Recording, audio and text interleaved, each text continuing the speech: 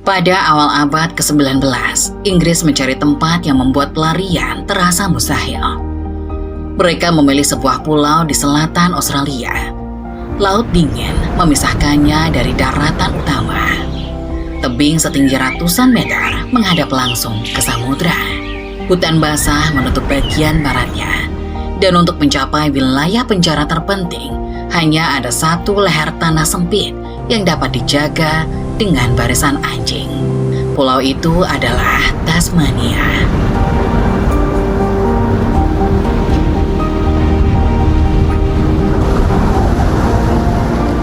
Dulu, geografinya dipakai untuk menghilangkan manusia dari dunia.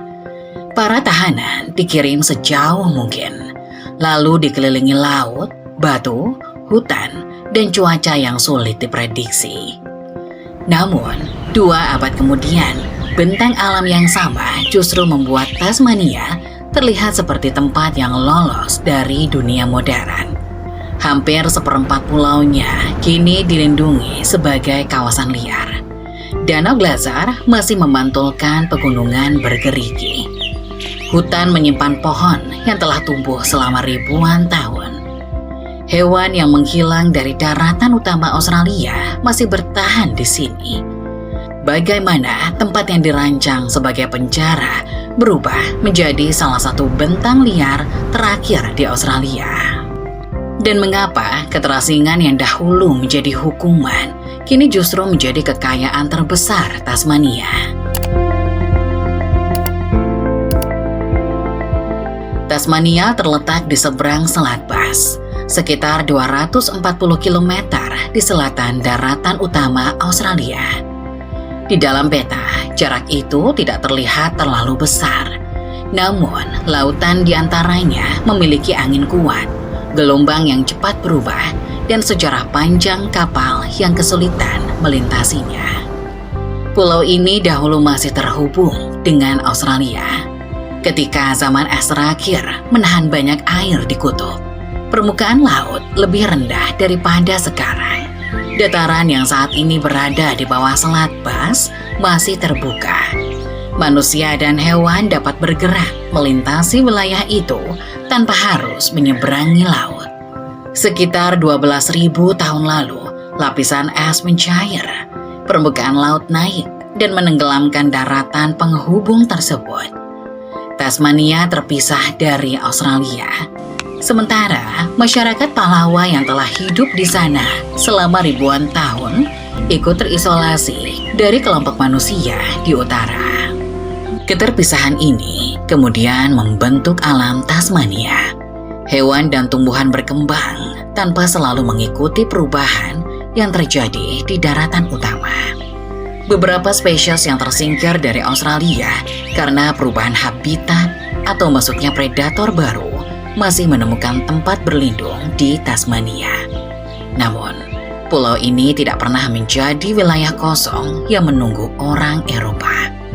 Masyarakat Palawa telah mengenal garis pantai, pegunungan, sungai, musim, jalur hewan, dan sumber makanan jauh sebelum kapal Inggris terlihat di Cakrawala. Api digunakan untuk mengelola padang terbuka. Kerang dikumpulkan dari pantai. Perjalanan dilakukan mengikuti perubahan cuaca dan ketersediaan makanan.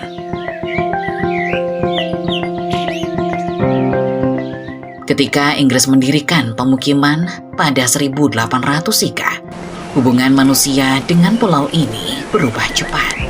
Tanah diambil untuk peternakan, hutan dibuka, konflik meluas. Penyakit yang dibawa pendatang menyebar ke masyarakat yang tidak memiliki kekebalan. Dalam beberapa dekade, penduduk asli menghadapi kekerasan dan pemindahan besar-besaran. Pada saat yang sama, Inggris melihat kegunaan lain dari posisi Tasmania. Pulau tersebut cukup jauh untuk menjadi tempat pembuangan tahanan, tetapi masih berada dalam jaringan koloni Australia. Kapal dapat mengangkut manusia, bahan makanan, kayu, dan hasil produksi. Pegunungan, hutan, serta laut membantu mengurangi kemungkinan pelarian.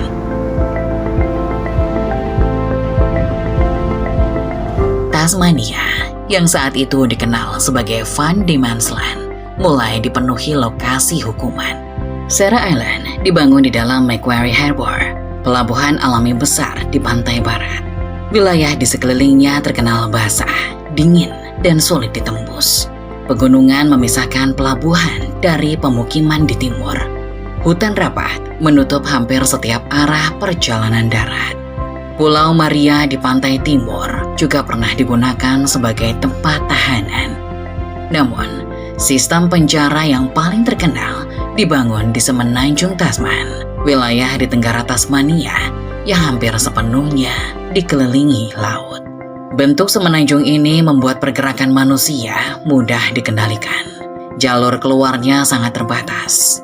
Sementara teluk-teluk di dalamnya memungkinkan kapal membawa tahanan, makanan, serta bahan bangunan langsung menuju kawasan penjara. Salah satu teluk yang paling terlindung berada di Port Arthur. Perairannya cukup tenang untuk kapal, sedangkan hutan di sekelilingnya menyediakan kayu untuk bangunan dan pembuatan kapal. Dari sinilah Inggris membangun pusat hukuman yang memanfaatkan hampir seluruh bentang Semenanjung Tasman sebagai bagian dari sistem pengamanannya. Semenanjung Tasman hanya terhubung dengan wilayah lain melalui Eagle Hawk Neck, jalur tanah yang lebarnya hanya beberapa puluh meter pada bagian tersempit. Laut berada di kedua sisinya. Setiap orang yang ingin keluar melalui darat harus melewati titik yang sama. Pemerintah kolonial tidak perlu membangun tembok mengelilingi seluruh semenanjung. Mereka cukup menguasai leher daratannya. Tentara ditempatkan di sana, lampu dinyalakan pada malam hari. Barisan anjing dirantai melintasi jalur dari satu sisi menuju sisi lain. Beberapa anjing bahkan ditempatkan di atas panggung kecil di perairan dangkal, agar tahanan tidak dapat berjalan memutar ketika air surut. Melewati Eagle Hawk Neck juga belum menjamin kebebasan. Di sebelah utara masih ada hutan, rawa, bukit, jalan yang dijaga, serta jarak panjang menuju pemukiman yang lebih besar. Orang yang tidak mengenal medan akan kesulitan menemukan arah dan makanan. Jalur laut lebih berbahaya. Pantai timur Semenanjung langsung berhadapan dengan Laut Tasman. Gelombang menghantam Tanjung Batu. Arus bergerak di antara teluk, dan suhu air cukup rendah untuk menguras tenaga dengan cepat. Port Arthur akhirnya menjadi penjara yang batas utamanya tidak dibuat dari batu. Laut menjadi tembok, leher daratan menjadi gerbang. Hutan dan jarak mengisi bagian di antaranya. Bentuk alam yang sama masih terlihat hingga hari ini. Tidak jauh dari Eagle Hawk Neck, terdapat Desolate Pavement, permukaan batu pasir yang terbagi menjadi pola persegi dan persegi panjang. Garis-garisnya terlihat terlalu rapi untuk terbentuk secara alami, seperti lantai yang dipasang oleh pembangunan purba. Retakan tersebut sebenarnya muncul ketika lapisan batu mengalami tekanan. Air laut dan garam kemudian masuk, memperlebar celah sedikit demi sedikit. Permukaan batu yang terus terkena pasang, percikan ombak, dan perubahan suhu akhirnya membentuk pola geometris yang sekarang terlihat di sepanjang pantai. Beberapa kilometer ke selatan, batu pasir digantikan oleh dolerit yang jauh lebih keras. Batuan ini bermula dari magma yang menyusup ke kerak bumi sekitar 180 juta tahun lalu ketika Gondwana mulai terpecah. Magma membeku di bawah permukaan. Batuan yang lebih lunak di atasnya kemudian terkikis selama jutaan tahun, meninggalkan dinding dolerit yang sekarang berdiri terbuka di tepi laut. Di Tanjung Pilar dan Tanjung Haoi, tebing menjulang sekitar 300 meter dari permukaan. Retakan vertikal memecah batu menjadi kolom-kolom panjang. Dari udara, garis pantainya terlihat seperti benteng raksasa yang dibangun menggunakan batang batu berwarna gelap. Gelombang terus masuk ke celah. Udara tertekan di dalam retakan. Sedikit demi sedikit, bagian lembah terlepas dan jatuh. Potongan yang lebih keras bertahan sebagai pilar batu terpisah di laut. Totem pole menjadi salah satu bentuk paling ekstrim. Pilar dolarit yang sangat ramping berdiri di antara tebing dan ombak. Seolah satu dorongan kecil dapat menjatuhkannya. Namun, batu itu telah bertahan menghadapi angin dan gelombang selama waktu yang jauh lebih panjang daripada keberadaan manusia di Tasmania. Dahulu, bentang seperti ini memperkuat rasa terkurung. Sekarang, kapal wisata menyusuri kaki tebing. Pendaki berjalan menuju puncaknya. Para pemanjat mendatangi pilar yang sebelumnya hanya dianggap batas berbahaya. Bentuk tanahnya tidak berubah. Cara manusia melihatnya yang berbalik. Dari semenanjung Tasman, garis pantai timur bergerak ke utara dan perlahan berubah. Tebing gelap mulai digantikan teluk yang lebih tenang. Curah hujan menurun, hutan terbuka. Air terlihat lebih jernih karena dasar pantainya dipenuhi pasir berwarna terang. Di Taman Nasional Freycinet, Pegunungan Hazard berdiri tepat di samping Teluk Wineglass. Bongkahan granit merah muda mengelilingi lengkungan pasir putih. Air berwarna turquoise memenuhi teluk yang bentuknya hampir simetris. Dari titik pandang di atas gunung, garis pantainya terlihat seperti dipotong menggunakan satu gerakan bersih. Nama Teluk Wineglass sering dikaitkan dengan bentuknya yang menyerupai gelas anggur. Cerita lain menghubungkannya dengan masa perburuan paus. Ketika darah hewan yang diproses di kawasan pesisir membuat air berubah warna. Apapun asal namanya, pantai itu memperlihatkan perubahan besar dalam hubungan Tasmania dengan laut. Pada abad ke-19, banyak teluk di pulau ini menjadi tempat perburuan paus dan anjing laut. Hewan-hewan dibunuh dalam jumlah besar untuk minyak, kulit, serta bahan perdagangan. Ketika populasinya menurun, industri tersebut ikut menghilang. Kini, pantai yang dahulu dipenuhi kapal pemburu berubah menjadi tujuan pendaki, perenang, dan pembuat kayak. Perubahan serupa terlihat di Pulau Maria. Untuk mencapainya, pengunjung harus menyeberang dengan feri. Kendaraan pribadi tidak memenuhi jalannya. Bekas bangunan tahanan masih berdiri di Darlington, tetapi rumput tumbuh di sekelilingnya dan hewan berkeliaran di antara dinding batu. Wombat berjalan melintasi lapangan dengan tubuh padat dan langkah yang terlihat lambat. Hewan ini dapat menggali liang panjang menggunakan kaki serta cakar kuat.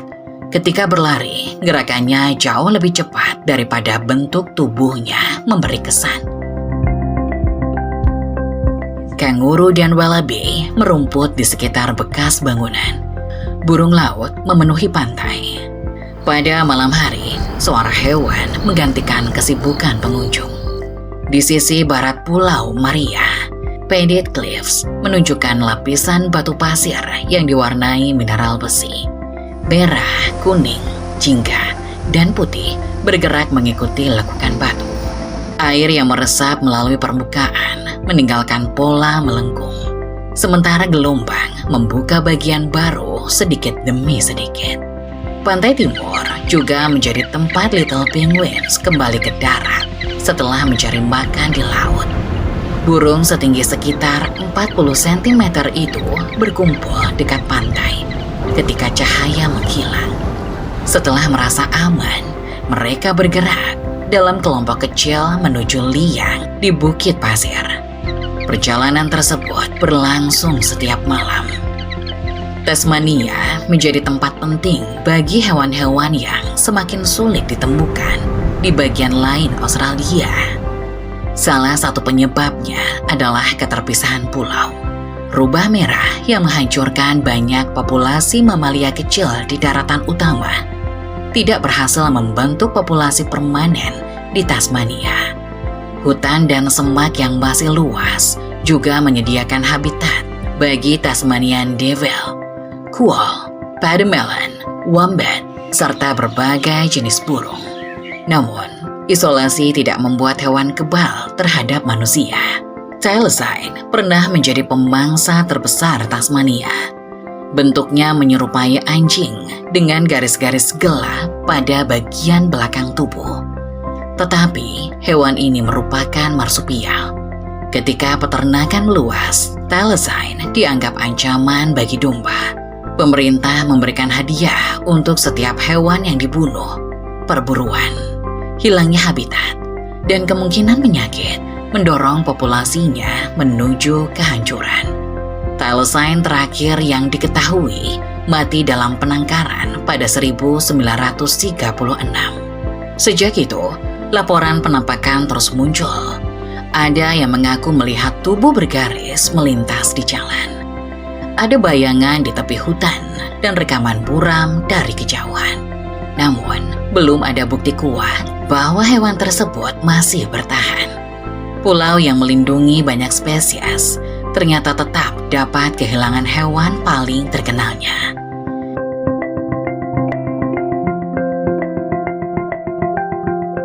Tasmanian devil hampir menghadapi nasib serupa. Penyakit tumor wajah yang menular menyebar melalui gigitan dan mengurangi populasi secara tajam. Program perlindungan kemudian dibentuk, termasuk memindahkan kelompok sehat ke wilayah bebas penyakit. Nama hewan ini berasal dari suara keras yang terdengar pada malam hari. Tubuhnya tidak sebesar pemangsa utama di benua lain, tetapi rahangnya sangat kuat. Ketika beberapa Tasmanian devil berkumpul pada satu bangkai, suara geraman dan tulang yang patah membuat ukurannya terasa tidak penting.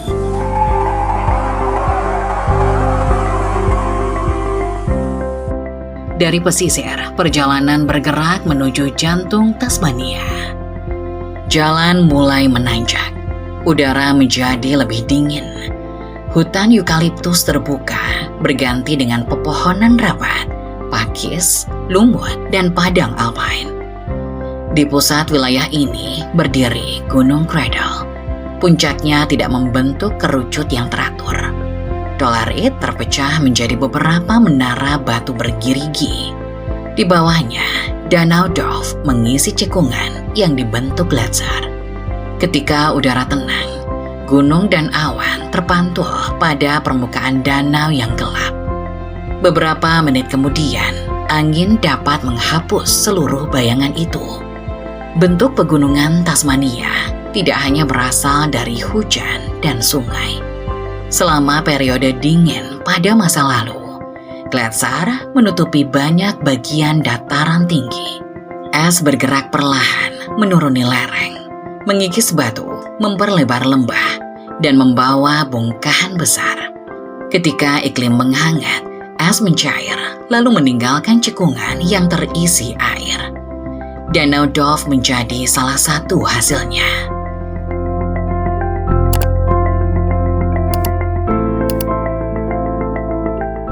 Lebih jauh ke selatan, Danau St. Clair memenuhi lembah gletser yang jauh lebih besar.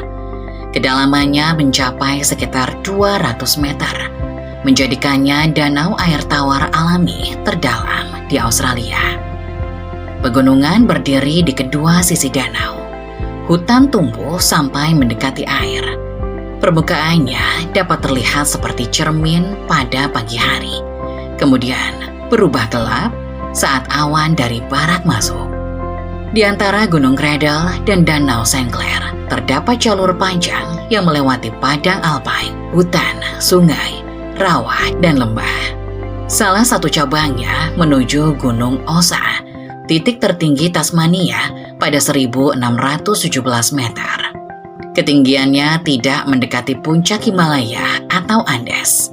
Namun, posisi Tasmania membuat gunung ini menerima angin dari Samudra Selatan. Cuaca dapat berubah cepat. Kabut turun tanpa banyak peringatan.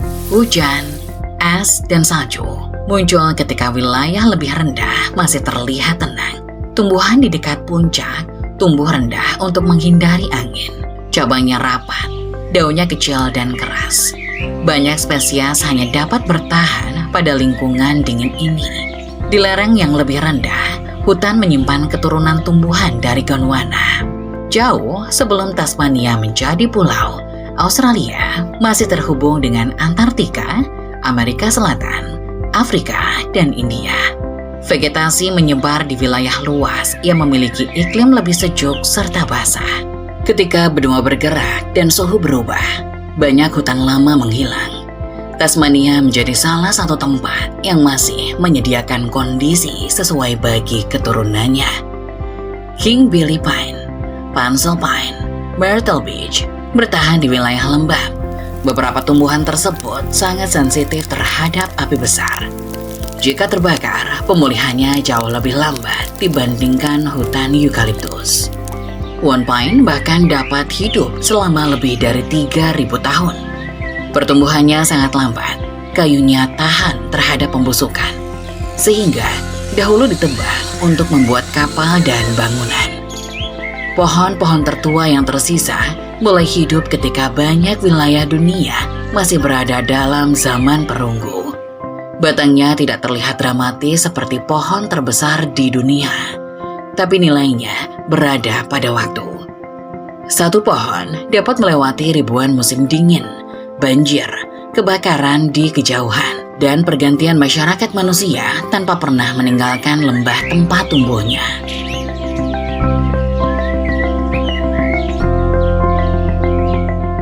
Sungai-sungai dingin di dataran tinggi menjadi rumah bagi platypus.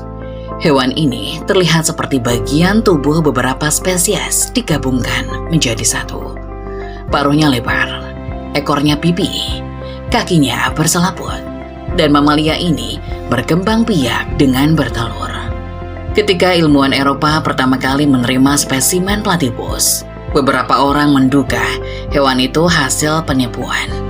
Bentuknya terlihat terlalu tidak masuk akal. Namun, tubuh tersebut sangat sesuai dengan sungai Tasmania. Saat menyelam, mata dan telinganya tertutup.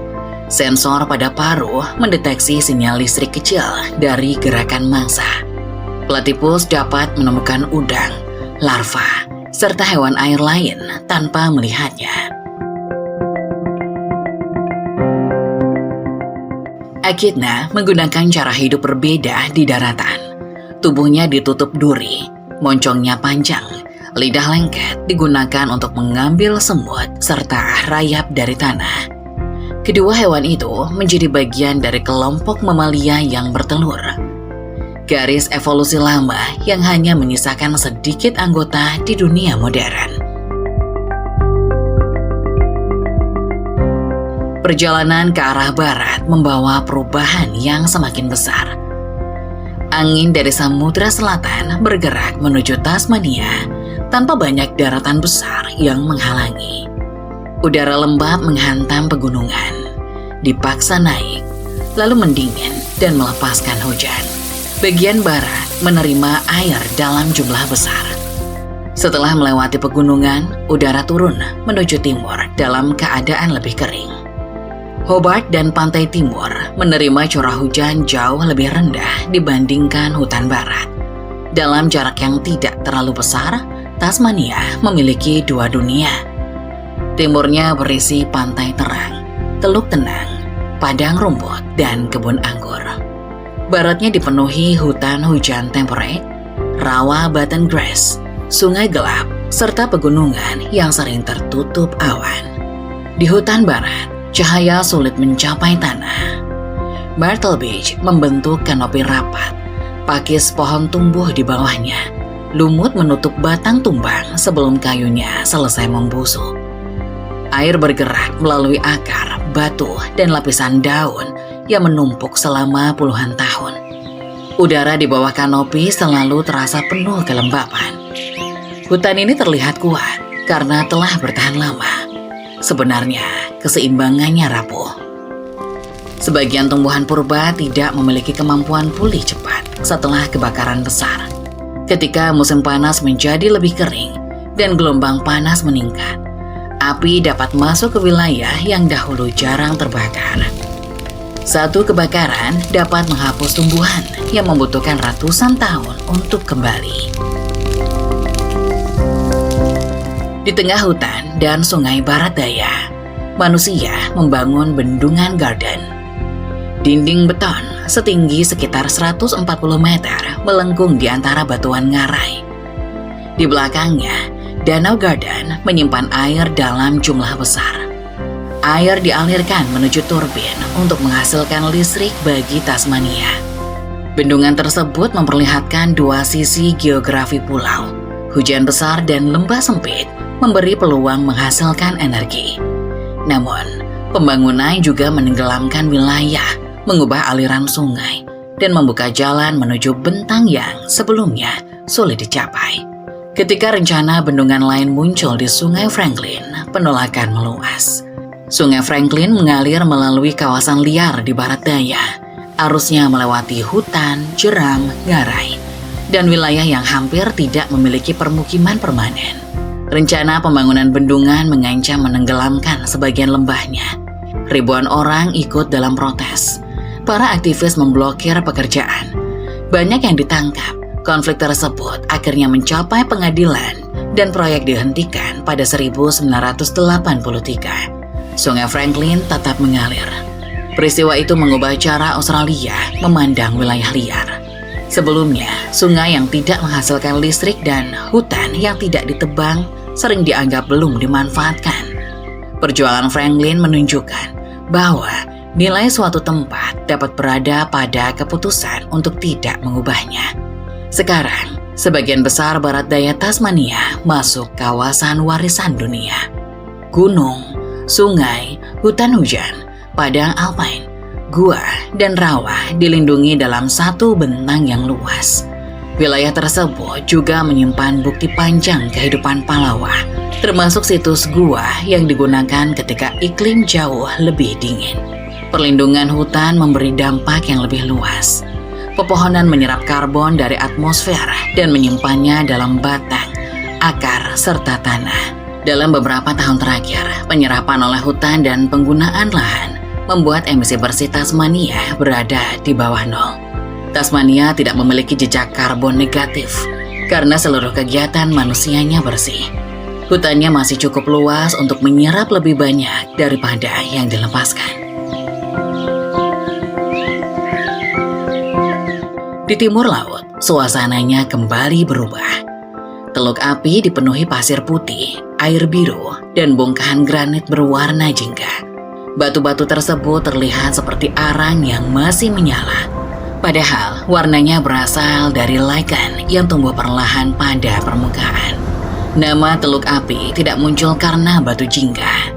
Ketika penjelajah Eropa berlayar melewati kawasan itu pada abad ke-18, mereka melihat nyala api dari perkemahan masyarakat Palawa di sepanjang pantai.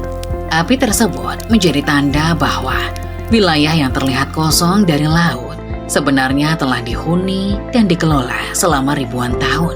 Batu granit berwarna hangat, pasir terang, dan air biru membuat pantai ini terlihat seperti beberapa landscape berbeda disatukan dalam satu tempat. Namun, warna yang paling mencolok berasal dari organisme yang pertumbuhannya hampir tidak terlihat. Lichen menempel pada batu dan berkembang hanya beberapa milimeter dalam waktu panjang. Lapisan jingga yang sekarang menutup granit merupakan hasil kehidupan yang berjalan sangat lambat di tengah angin, garam, dan matahari.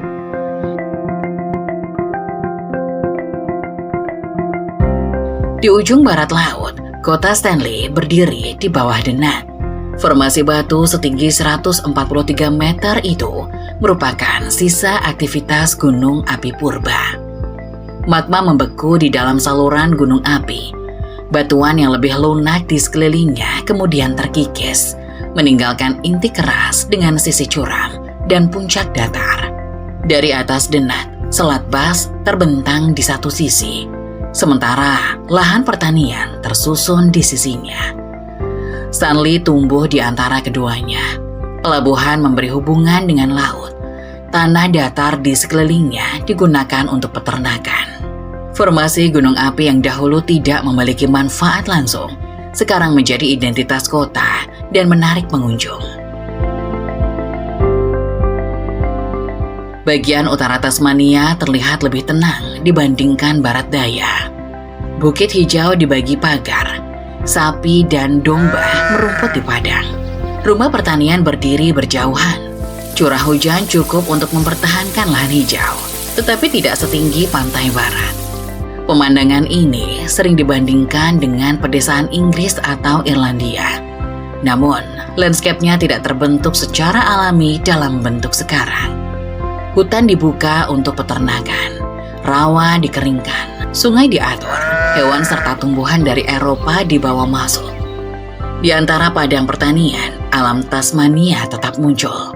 Kanguru melompati pagar yang dibuat untuk ternak. Pademelon keluar dari hutan menjelang malam.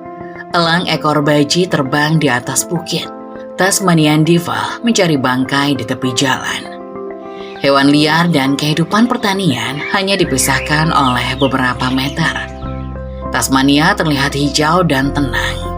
Tetapi setiap bentang yang dihuni manusia tetap membawa persaingan menggunakan tanah.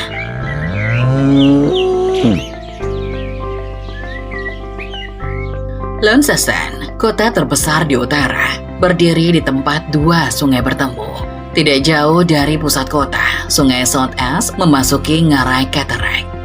Dinding batu menutup sungai pada kedua sisi, sementara jalur pejalan kaki mengikuti tebing. Ngarai itu membuat alam terasa menembus kota. Rumah, jalan, jembatan, taman, dan fasilitas umum tumbuh di sekelilingnya. Sungai tetap mempertahankan jalur yang terbentuk jauh sebelum bangunan pertama muncul.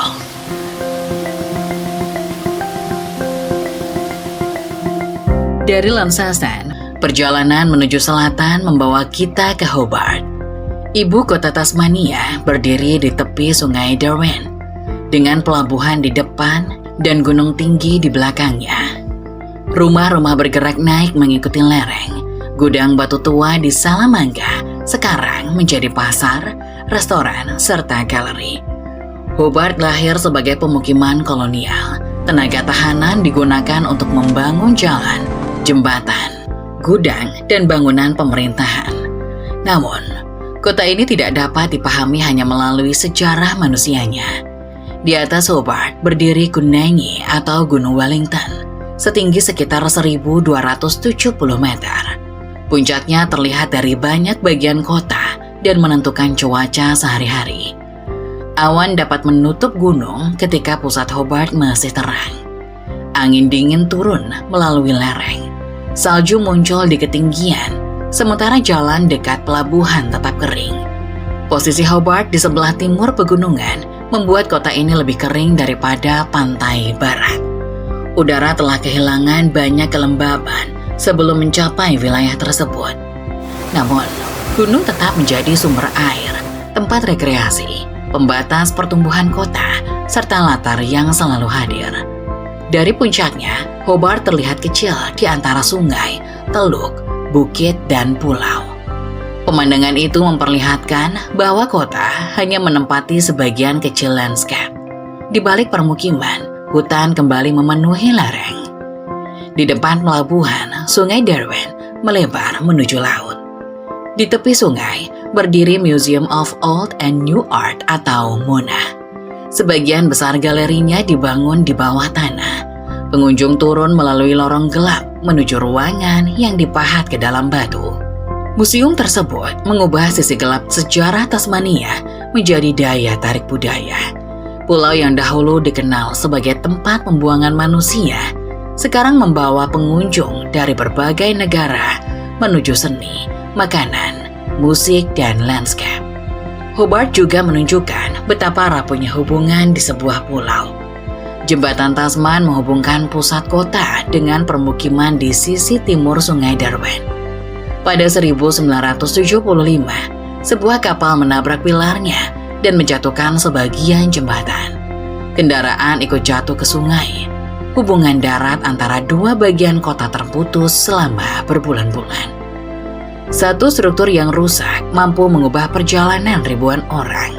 Kondisi serupa terasa di banyak bagian Tasmania.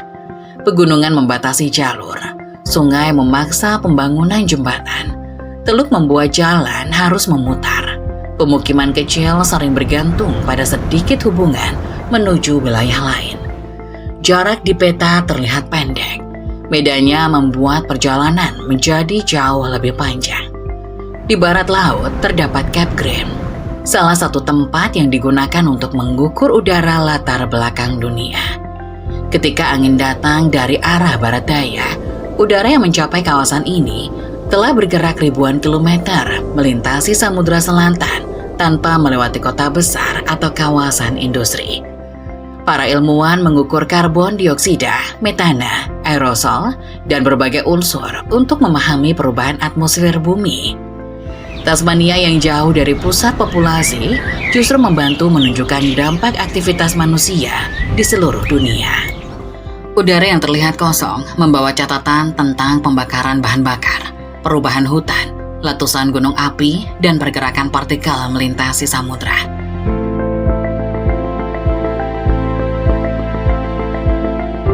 Perjalanan menuju ujung selatan membawa suasana Tasmania kembali berubah.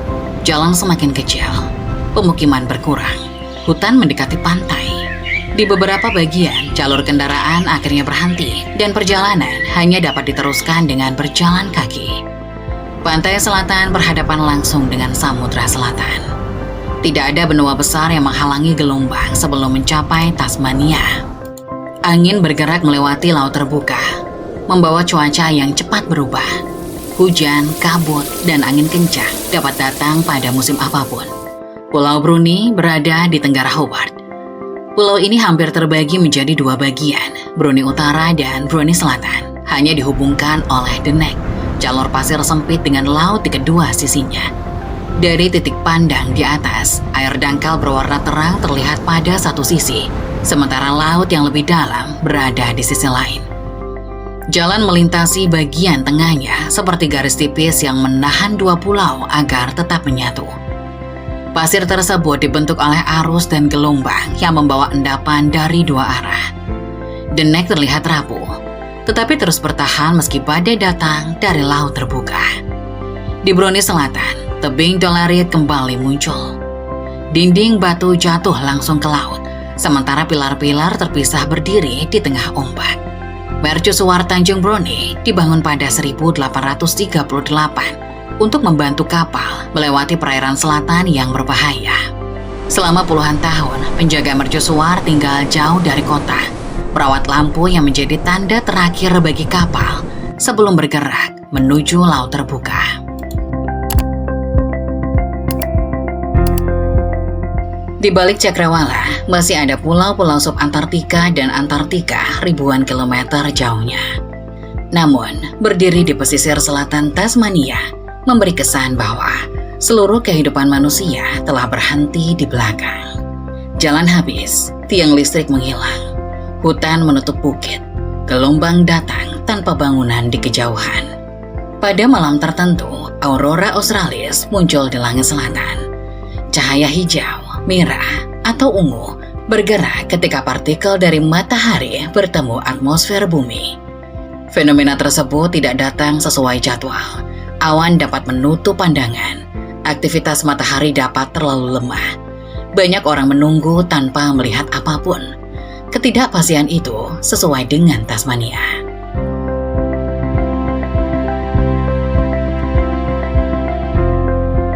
Dua abad lalu, keterasingan Tasmania dipakai untuk menghukum manusia. Sekarang, unsur yang sama menjaga pulau ini dari perubahan yang telah menghapus banyak tempat liar lain.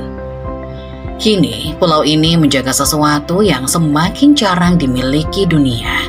Bukan keindahan yang mudah dipotret, melainkan kesempatan bagi alam untuk tetap hidup tanpa selalu meminta izin dari manusia. Dan mungkin itulah alasan Tasmania terasa seperti berada di ujung dunia, Karena di tempat ini, dunia yang lama masih belum sepenuhnya berakhir.